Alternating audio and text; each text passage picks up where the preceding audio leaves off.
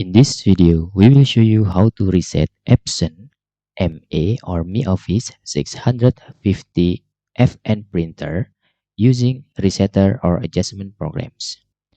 Okay, before you download this resetter or adjustment programs, we suggest you to disable for a while your antivirus, including Windows Real-Time Protection and the Tamper Protection if you are using Windows 10 or Windows 11. After you disable for a while your antivirus, then you can download this resetter, the link on comments.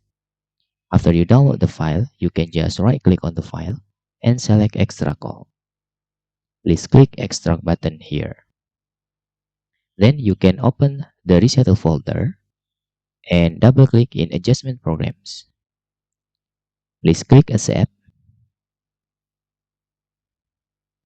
Minimize the folder.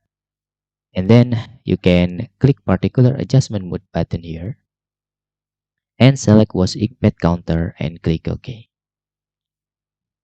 Please double click in main pad counter and the flatten pad counter options here.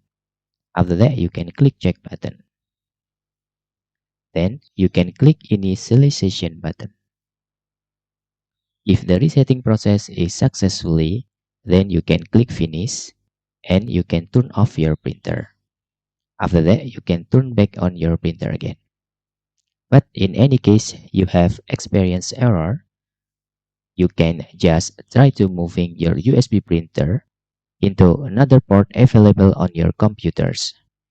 Then you can try to repeat to resetting process. That's all tutorial how you can reset Epson ME or ME Office 650 N or F printer using resetter or adjustment programs. Hope this video helpful for you.